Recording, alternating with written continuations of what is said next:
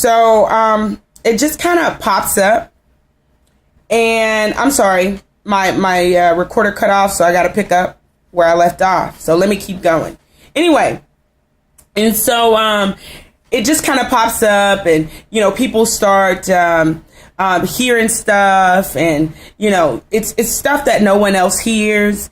And generally, you know, we're taught that when something is wrong with us, we go to the doctor. So 9 times out of 10, if a person starts hearing something strange or has strange behavior, they go and they tell the doctor, they get medication.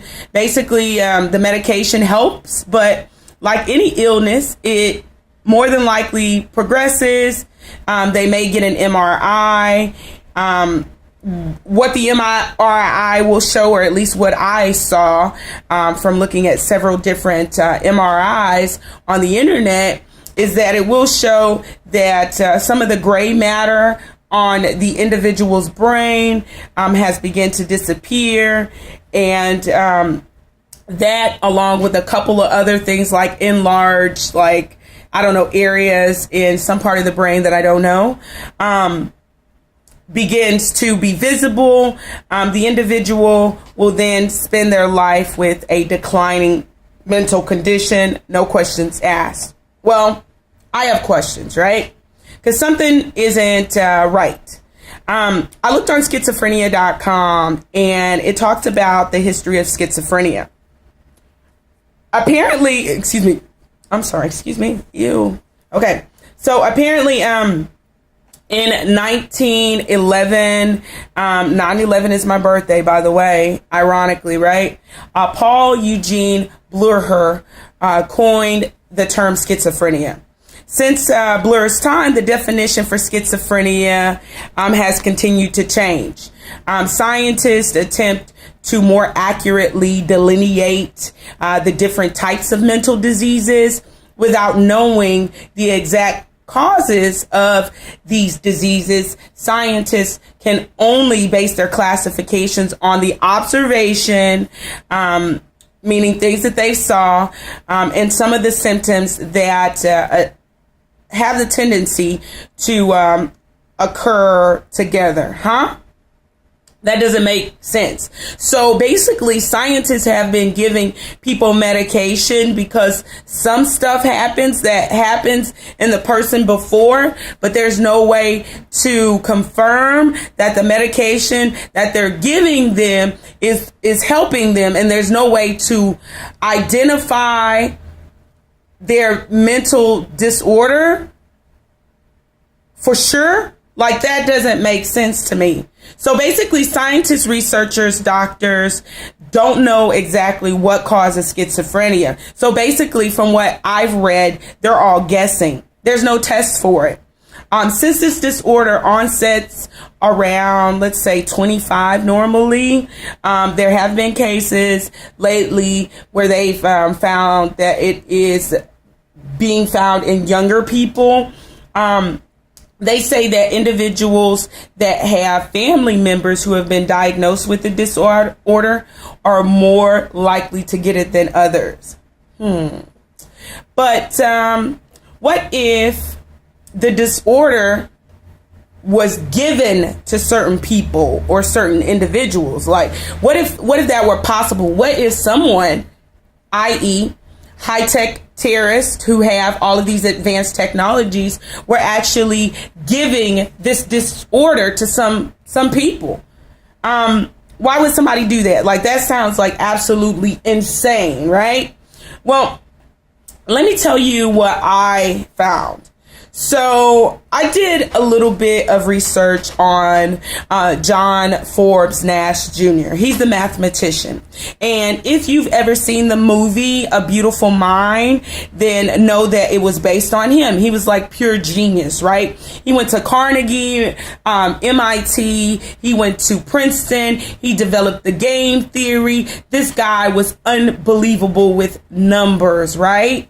Well, his symptoms hit in 1959. Now, in 1959, he had his first child, right?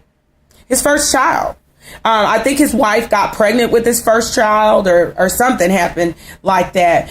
But that's when schizophrenia all of a sudden began to manifest. Now, if anybody knows anything about genetics, then you know that if you have an individual like Nash, who is brilliant, right? He's beyond just brilliant. He's brilliant at this point. Then the likelihood that his son is going to be just as brilliant is like really, really high, genetically speaking.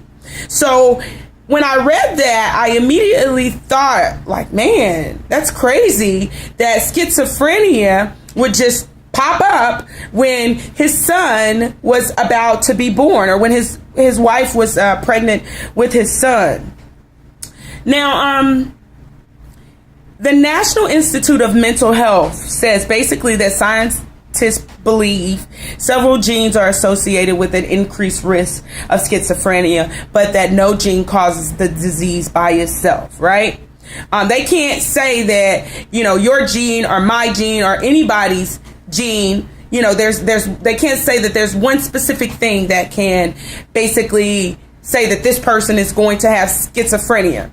If we know anything about science, or at least a little bit, we know that there is going to be something that is going to say that this is going to happen in this person indefinitely. That's why we have genes. If we didn't have genes, then we wouldn't, know that this person is predisposed to have this disorder and this person is not. So that sounds a little bit fishy to me.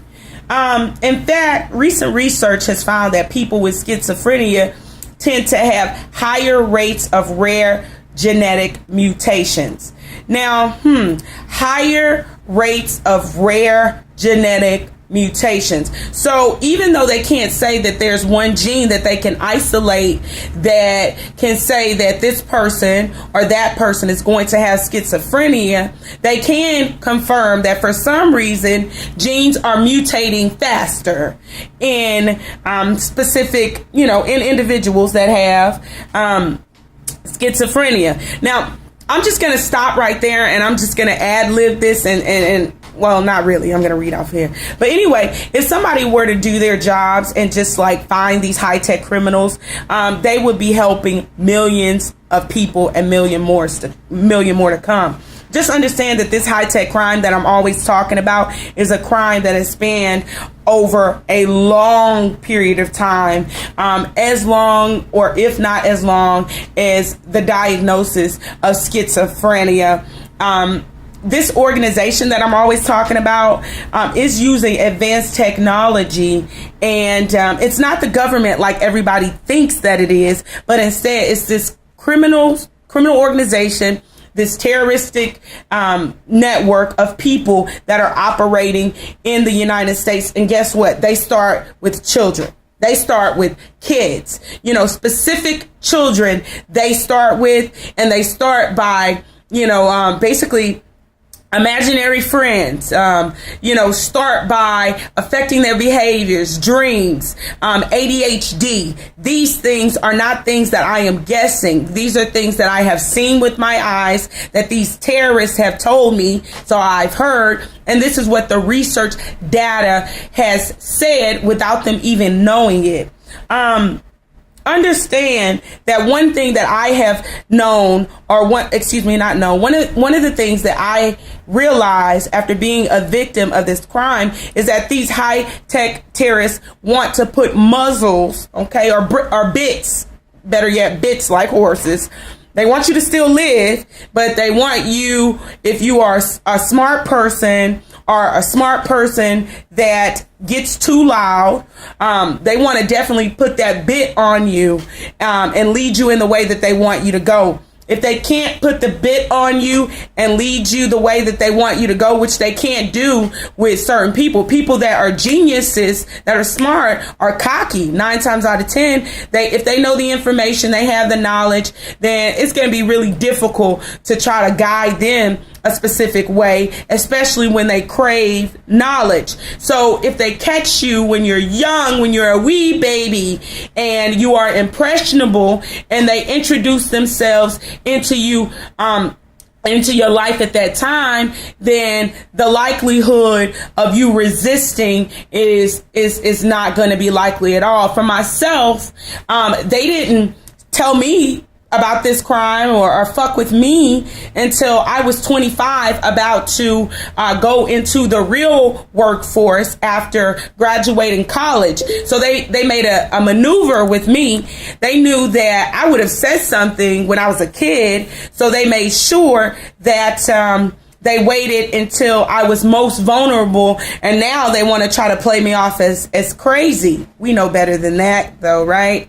Anyway, so what if I told you that the same high-tech terrorist criminal organization that is terrorizing me in Houston is the same organization that has gotten a lot of people labeled as schizophrenic to cancel them out? What if I told you that the same organization as a whole, probably not the same